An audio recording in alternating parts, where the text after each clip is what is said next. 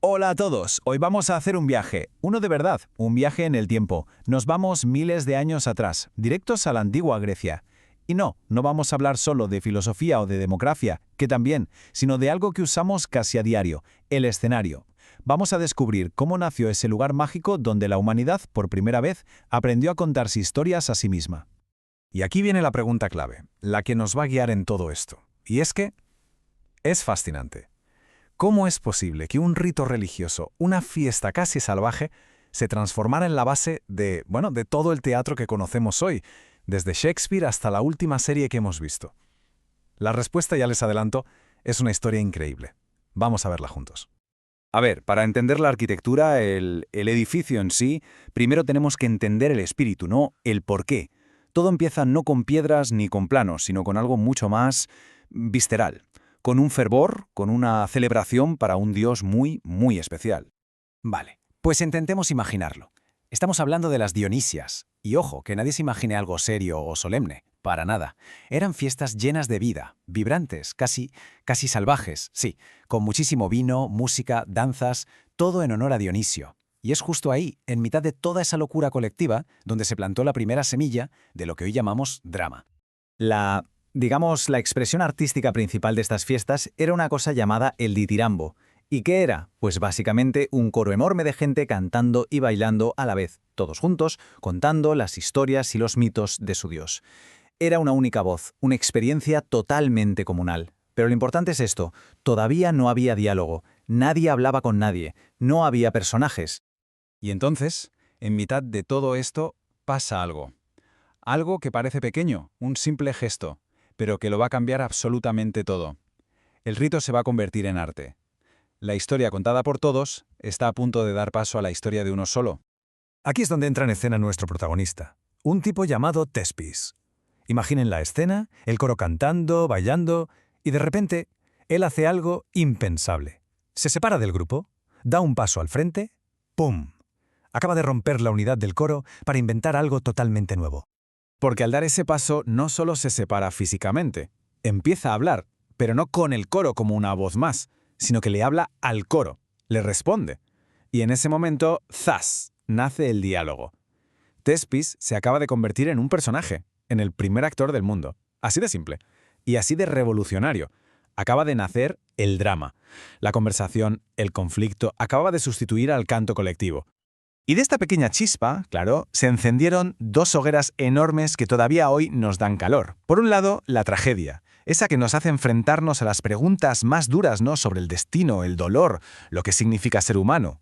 Y por otro, la comedia, que era el arma del pueblo. Usaba la risa para meterse con los políticos, con la sociedad, con las costumbres. Eran las dos caras de la vida, vaya.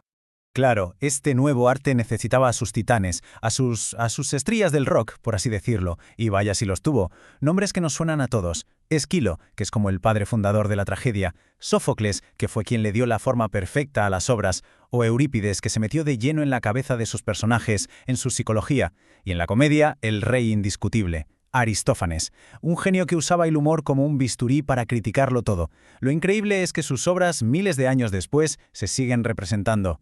Muy bien, ya tenemos el drama, tenemos a los actores, a los autores, pero claro, todo esto necesita un lugar, un espacio. La magia del teatro no podía pasar en cualquier sitio, hacía falta un recipiente a la altura, y ahí es donde la arquitectura entra en juego para crear el lugar perfecto.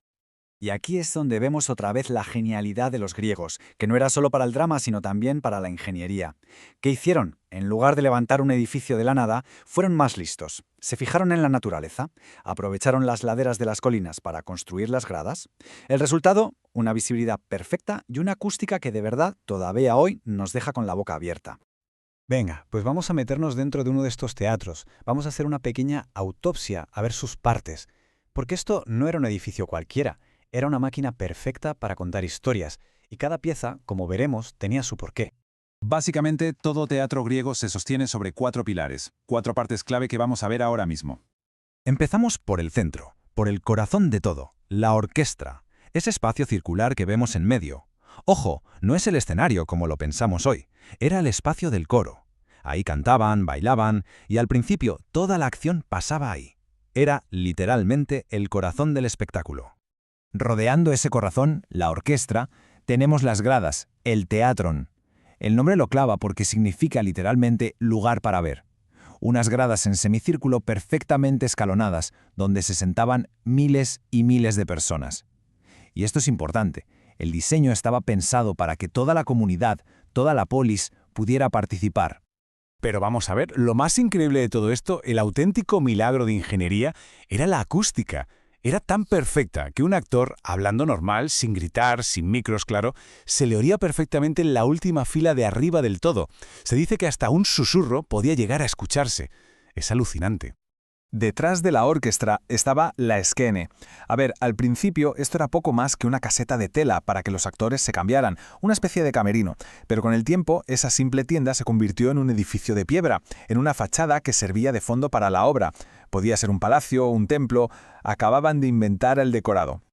Y por último, para completar la estructura, tenemos los parodoi. ¿Qué son? Pues muy fácil. Los pasillos laterales, a izquierda y derecha. Eran las entradas y salidas. Por ahí entraba el coro en procesión, y también los actores. De hecho, por dónde entraban o salían ya le daba pistas al público sobre quiénes eran o a dónde iban. Pura narrativa visual. Bien, ya tenemos la anatomía completa. Las 4 partes. Pero lo realmente increíble, lo que de verdad impresiona, no es solo que lo inventaran, sino que este diseño, esta idea de hace más de 2000 milenios, sigue aquí. Su eco resuena en casi todos los sitios a los que vamos a ver un espectáculo, aunque ni nos demos cuenta. De verdad, piensen un segundo. ¿Las gradas de un campo de fútbol o de un pabellón de baloncesto? Eso es el theatron griego. El foso, donde se pone la orquesta en la ópera, es la orquestra.